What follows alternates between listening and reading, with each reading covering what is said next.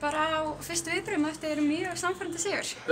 Bara gríðarlega ánægður með frammistöðu liðsins í dag. Við erum búin 2 vikna fríi og það er erfitt að byrja upp nýtt og við tókum engan æfingarleik í þessari 2 vikna pásu sem kannski ég hef oftast viljað gera en við ákváðum að æfa bara vel því að við vorum með marga leikmenn lemstraða eftir þessa erfiðu 7 leikja törn.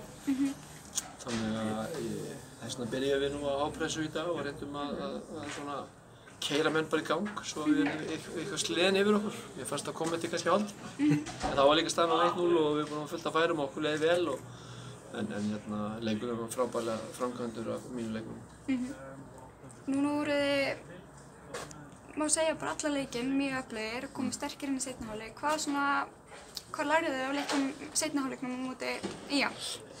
Já, við náttúrulega vissum að leiknir átti að byrja á miðju og þeir negla honum upp í horn og við ætlum bara að vera tilbúin því og við ætlum bara að skalla hann í burtu og negla hann fram síðan og fara svo í hápressuna aftur og reyna svona að vera tilbúin. Við vorum ekki tilbúin út í skáðanum, fengum okkur mark eftir 45 sekúndur eða hvað það var og þú lærir ofta mistökunum þínum og ég hef oft lært af þessum mistökum en þau koma aftur skilur þannig að það er erfitt ef við þurftum að minna á þetta en strákarnir bara leysa þetta óbúslega vel og við skorum mjög gott annað mark eftir flott spil og erum að pressa hátt og við höldum boltanum og stýrum leiknum og ég hef bara viljað fara með fleiri mörk á bakinu inn í hálfleikinn, við erum með 2-3-0 og við erum búin að klára leikinn en leiksliðið er stórhættulegt og þeir hafa spilað vel í sumar, finnst mér þetta gott lið, flottu þjálfari sem er með góða organiseringu á liðinu sínu og það er gaman að fylgjast með þeim þannig að við erum óbærslega sátt við að ná í 3 stig hér og halda markinu okkar heim.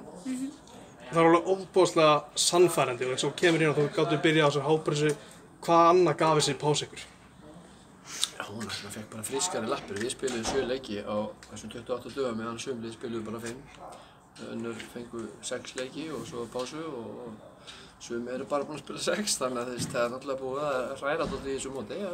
Þannig að fyrir okkur var þetta svona að koma okkar mönnum aftur í gott form, líkamlega, andlega og svona smávægileg meiðsli sem þurftu að fá að verða betri og lagast og það við höfum nýtt þann tíma mjög vel í að sjá til þess að menn séu 100% standi núna og klárir í þessi átök sem eru núna framöndan. Talar þessu hápressu líka, þú varst að hvetja þína menn áfram í pressuna, Kjartan Henry fær guldspjald, ertu ósátt með það? Já, það er fáránlegt, algjörlega fáránlegt þannig að það er bara að reyna að blokkera langa sendingu markmannsins fram og markmaðurinn fylgir eftir með spyrnunni sem eðlilegt er því þegar maður sparkar í bolta og fyrir löppina áfram og hann sparkaði bara sjálfur í Kjartan er hann blokkir þetta og bara auka spyrna og áfram í leikinn en guldspjald var algjörlega út í hött á mínu mati. Virkaði líka eins og að vera aðeins að reyna að handstýra Ægi á miðjunni og svona reyna að láta hann skipta kanta og svona. Er hann ennþá að venjast miðjuhlutverkinu? Já, ég meina Ægir er bara frábær leikmaður og hann þarf bara stundum þurfum við þjálfararnir að grípa í taumana á okkur. Finnst kannski að þegar boltinn er á einum kanti þá viltu færa hann yfir á hinn og menn eru oft gjarnir á að fara aftur inn í kössina sömu megin þannig að það er svona eitt og eitt lítið atriði sem við sjáum alltaf út af vellinum og pirrum okkur og öskrum inn á völlinn og reynum að stýra leikmönnunum en ég held að þeir heyri ekki neitt af því og stundum sjá þeir bara hlutina á allt öðru sjónarhorni en við þjálfararnir sem stöndum 30 metra frá og kannski er ekki möguleikinn að snúa spilinu þannig að maður hefur ekkert alltaf rétt fyrir sér en það er svona stundum þá er gott að láta menn að heyra það og biðja þeim að gera hlutin eins og við erum búin að vera að biðja fyrir leikin snúa spilinu kannski hraðar í þessu tilfelli. 2 sigur, þú ert alveg rosalega sáttur að sést að þér. Er þetta mikill léttir að ná þessu, koma smá skrið? Nei, ég er ekki léttir, ég er bara alltaf ánægður þegar við vinnum fótboltaleiki og við erum bara komin á ágætis stað eins og staðan er núna. Ég meina liðið hafi verið að tapa stigum, við vorum 8 stig frá toppnum, nú erum við 4 í toppinn en þetta er bara svo ógeðslega fljótt að breytast.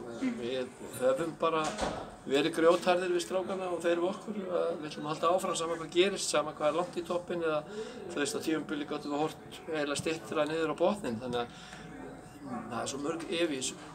Við erum að fara í Víkina næst og þar höfum við möguleika að gera eitthvað skemmtilegt en við hefum líka möguleika að koma okkur algjörlega út úr þessu aftur. Þannig að þetta er svo fljótt að breytast. Fótboltinn er fljótur að breytast, 3 stiga regla og stuttmót, 22 leikir og þetta er svo fljótt að breytast. Þannig að við verðum bara að fókusa á næsta leik og gleðast yfir þessum úrslitum og svo sjáum við hvað gerist næst.